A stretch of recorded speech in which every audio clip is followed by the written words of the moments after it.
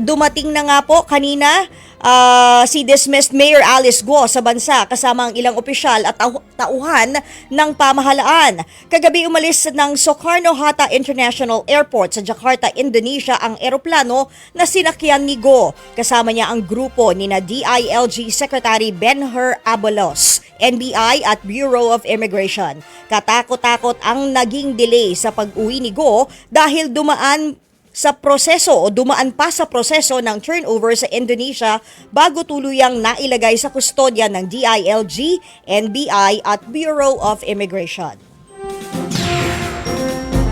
Maaaring ilagay daw sa kustodya ng Philippine National Police si Alice Guo dahil sa inilabas na arrest warrant ng Regional Trial Court sa Capas, Tarlac. Para sa detalye, nasa linya si Hannibal Talete. Dito na sa loob ng PNP custodial facility ngayon si dismissed Mayor Banban Alice Guo, no? Alas 3:05 ng madaling araw dumating dito sa PNP custodial facility sa Kapwa Krami ang convoy kung saan sakay si dismissed Banban Mayor Alice Guo.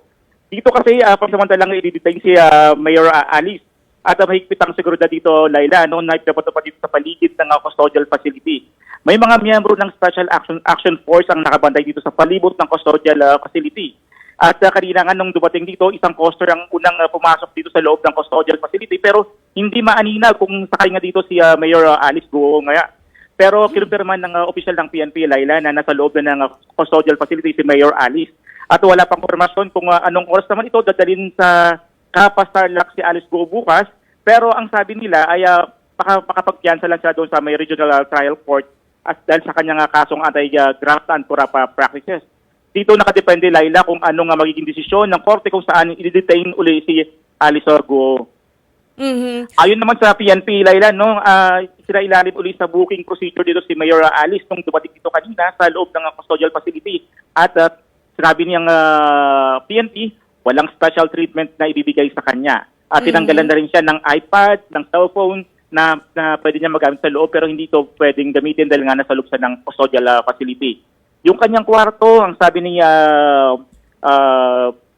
spokesperson na Jane Fajardo, na walang aircon ito at ang kanyang kwarto, may isang kama at isang electric fan ang ipapagamit sa at perong CR din naman na pwedeng magamit itong si Mayor Alice Guo.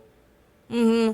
Ibig sabihin, Hannibal, hindi nyo nakita ni Anino ni Mayor na pumasok dyan sa loob? Oo, walang maaninag doon sa may coaster na pumasok doon sa may custodial facility, Dalawang coaster kasi ang pumasok dito kanina, yung isa pumasok sa loob, yung isa dumiretso lang.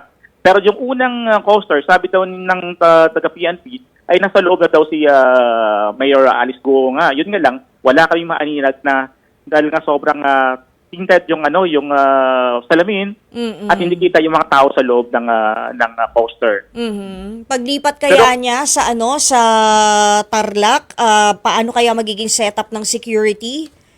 Oo, titinan pa nila mamaya kung anong magiging usapan ng kanilang abogado, kung ito ba yung abogado niya ay pupunta na lang doon sa Tarlac para mag-bail para sa kanyang pansamantalang kalayaan or dadalhin siya mismo doon. So depende sa maging desisyon ng korte yun, Laila. Mm-hmm. So gaano katagal kayo nag-antay dyan, Hannibal, bago nung finally nakarating dyan si dating Bamban Mayor Alice Guo? Oo, simula alas 10 pa lang gabi nung nakantabay na yung mga miyembro ng media dito. Yun nga lang, nung una, hindi muna kami pinapayagang makalapit dito sa may harapan ng custodial facility. Naging mahigpit yung seguridad. Mga bandang alas 11, alas 12, pinalipat kami doon, pero may harang pa rin. Kaya, kontrolado at nandun lahat ng mga miyembro ng mga PNP para nga kontrolin yung media na hindi pwedeng tumawid doon sa kalsada kung saan nasa tapat lang ng yung custodial facility. Okay, maraming salamat, Hannibal Talete.